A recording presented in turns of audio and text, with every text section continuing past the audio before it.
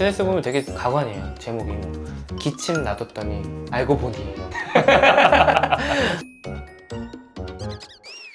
안녕하세요. 산정주TV의 미니아빠 슈니아빠입니다. 우리 예전에 이제 콧물 나면 어떻게 해야 되나 네. 거기서 이제 소아과 의사 아빠의 콧물 대처법 얘기가 좀 있었죠. 조회수가 오늘 기준으로 54만회? 꽤 이렇게 시초추가 되게 조회수가 높게 나왔는데 그 댓글 중에 어. 넌 그래놓고 왜 이렇게 콧물약 처방 많이 줬냐 뭐 이런 분들이 계세요. 내가 처방한 게 아닌데. 얼마나 약을 많이 받는 거에 불만이 있으셨으면 그런 댓글을 달으셨을까 그런 생각이 들어요. 근데 마침 이런 얘기를 제 친구랑 최근에 했거든요. 그래서 오늘 우리나라는 왜 약을 이렇게 많이 주느냐, 왜 그럴까 한번 이야기를 해보려고 합니다. 제일 먼저 나오는 게 너네들이 제약회사랑 짜고 그런 거 아니냐. 아, 리베이트. 그렇죠. 이 영상 도입부나 썸네일 보시고 리베이트부터 떠올리셨을 건데 이 얘기를 안 할 수는 없습니다. 근데 리베이트라는 단어가 우리에게 굉장히 좀 부정적으로 들려서 그렇지 사실 이게 일상생활에 우리도 많이 경험을 하고 있는 거예요. 맞아요. 우리 어렸을 때 생각해보면 길 가다가 신문 구독하면 자전거 주고 맞아요. 우유 사 마시면은 뭐 주고 네. 그런 것들. 이게 다 판매 장려금 제도라고 해서 이게 리베이트를 우리말로 한 게 이거예요.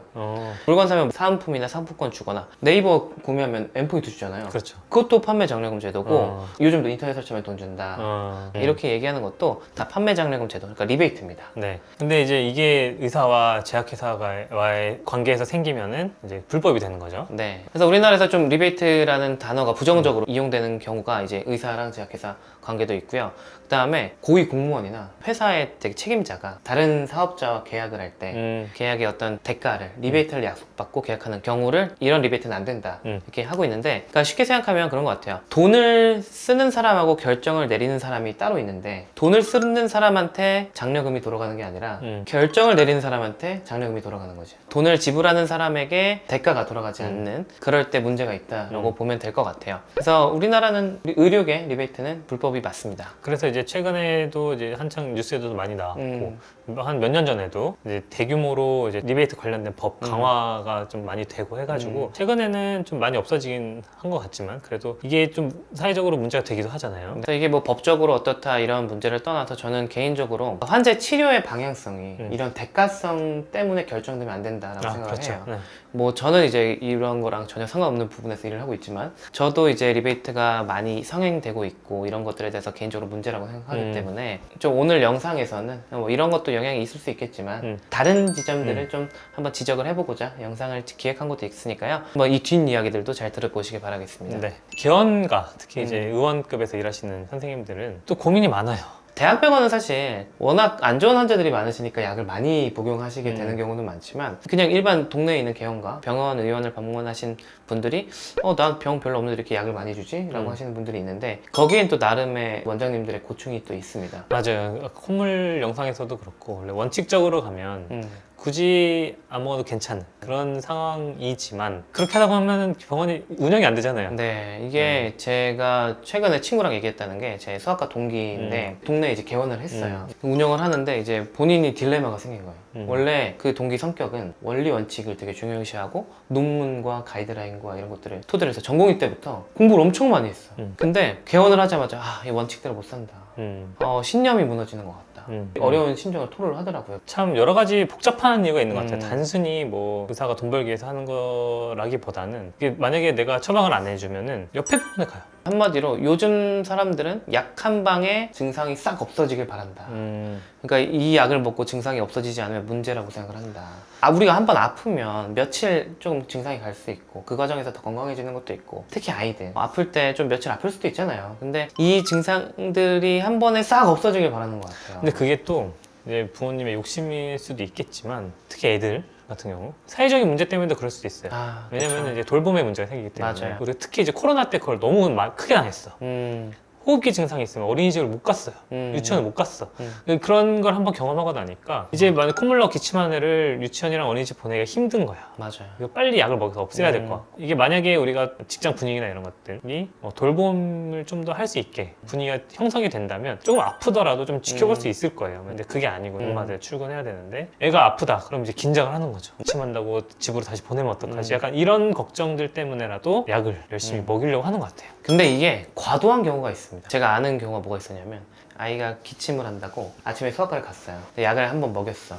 했더니 점심에 기침이 안 멈췄어. 그래서 오후에 다른 수학과를 가서 약을 새로 받았어. 근데 이전 수학과에서 약 받은 게 효과가 없다. 어. 또 오후에 약을 바꿨는데 또 기침이 안 멈췄어. 어. 그래서 저녁에 대학병원 응급실로 와. 어. 그러니까 이런 경우는 좀 문제예요. 그러네. 근데 이런 게 아이들뿐만이 아니고 어른들도 이런 분들이 꽤 많아요. 많죠. 심한 질환이라면 당연히 병원에 가면서 이게 약이 안 되면 빨리 오세요 이렇게 설명을 드리겠지만, 단순한 질환에 약간의 불편함을 가지고 너무 인내심 없이 병원을 너무 자주 방문하는 거, 이렇게 되니까 약을 받아갔는데 효과가 없어, 이런 불만이 나오고 시작하는 거죠. 그리고 이제 내가 지금 감기였는데 치료를 잘 안 해서 폐렴이 됐다. 내가 약을 안 먹어가지고 중이염이 생겼다. 약간 이런 불안감, 그리고 정말 특수한 몇 가지 케이스가 SNS나 맘카페 이런 데 이렇게 쫙 퍼지면서 마치 우리 아이도 그렇게 될 것 같은. 맞아요. 그래서 약을 안 주면 우리 맞아요. 병 키우려고 그러냐. 약간 이런 네. 식으로 나오시니까 네. 좀 문제인 것 같아요. 맞아요. SNS 보면 되게 가관이에요. 제목이 뭐 기침 놔뒀더니 알고 보니 그런 경우가 있을 수 있죠. 근데 이게 너무 드문 경우들이고 잘못된 정보를 올리는 분들도 많아요. 맞아요. 이렇게 자극적으로 올리면 알고리즘 타고 되게 잘 유행을 합니다. 이런 것들 때문에 불안감이 되게 높아요.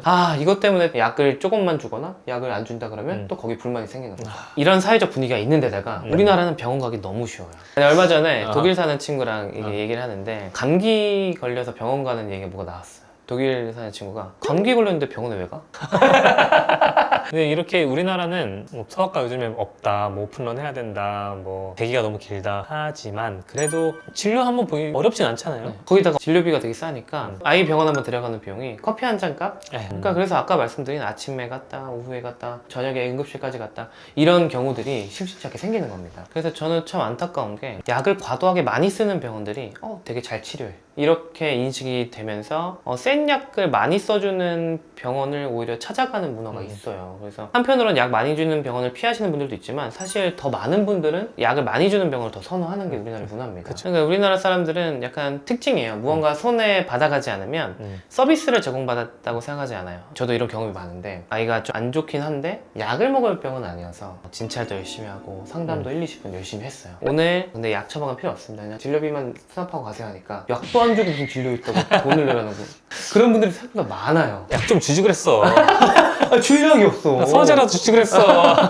좀 뭐랄까, 전문 지식에 대한 가치를 사람들이 인정을 잘 안 한다, 이런 생각이 좀 들어요. 예를 들면 뭐 의사의 면담도 그냥 수다 떤다고 생각하실 수 있고, 변호사랑 상담하는 것도 사실 비용이 꽤 되잖아요. 근데 그런 비용도 왜 있는지 모르시는 분들도 꽤 많고, 이게 한편으로는 이게 원가만 따지는 사회라서 그렇지 않나 이 생각이 들어요. 지적재산이라는 게 어떤 무형의 가치잖아요. 근데 이런 것들에 대해서 가치를 잘 사람들이 인정을 잘 못하는 것 같고, 그런 거 요즘 유행하더라고요. 어떤 가방의 원가는 얼마 이런 얘기를 하는데, 전 그거 보면서 한편으로는 조금 안타까웠던 게, 거기에 들어가는 건 그런 재료들도 있지만 사람들의 노력과 시간과 노하우, 지식 이런 것들이 들어가잖아요. 좀 우리나라 사회가 좀 전문 지식이나 이런 무형의 가치에 대해서 좀 무시하게 되지 않나 생각이 듭니다. 또 의사들도 반성해야 될 부분이 있죠. 충분히 설명하고도 약을 안 줬다고 불만을 가지신 분들은 솔직히 약간 환자나 보호자분들의 문제일 수 있지만, 대부분 별거 아닙니다 그냥 가세요 라고 하고 진료비를 받으려고 하시는 분들이 계시니까, 그런 거에 대해서 불만을 가지시는 분들이 많은 것 같아요. 충분한 이제 설명과 진찰 그리고 상담 해주시면 환자분들도 약 처방 받지 않더라도 만족을 느끼시지 않을까 생각을 합니다. 네. 이제 어쨌든 약을 많이 처방하는 건 좀 여러 가지 문제가 있어요. 네. 필요할 때는 약을 먹긴 해야 되겠지만, 너무 과도한 약을 먹게 되면 약의 부작용을 없애기 위해 또 약을 먹고, 그러다 보면 다약제 복용을 하게 되면서 몸이 오히려 건강에 또 안 좋아지는 방향으로 갈 수 있어요. 네. 거기다가 또 우리 건강보험 재정 지출 이런 것들도 이런 약을 많이 먹으려고 하는 그런 문화 때문에 생기는 것 같습니다. 저희가 항상 영상에서도 말씀드리고, 제가 어디 방송 나가거나 강연 나가면 항상 하는 얘기가 있어요. 동료 의사들이 싫어할 텐데 이런 경우에 병원 가지 마세요. 안 가도 돼요. 의사나 뭐 제약업계나 약사분들이 싫어할 수도 있습니다, 이런 저희의 발언에. 하지만 한편으로는 저희 같은 전문가들이 너무 과도한 불안감을 좀 낮추고 이런 잘못된 의료 문화를 바로잡는데 조금이나마 노력을 해야 된다 생각을 해요. 앞으로 저희도 남은 인생 의사로 살아가긴 할 텐데, 어떻게 살아가야 될지 사실 지금 말을 하면서 많이 반성하고 고민도 되네요. 어쨌든 저희가 이제 올바른 의료 문화를 만들기 위해서 여러 가지 노력을 하고 그런 정보를 전달해 드리도록 노력하겠습니다. 오늘도 저희 영상을 시청해주셔서 감사합니다. 감사합니다.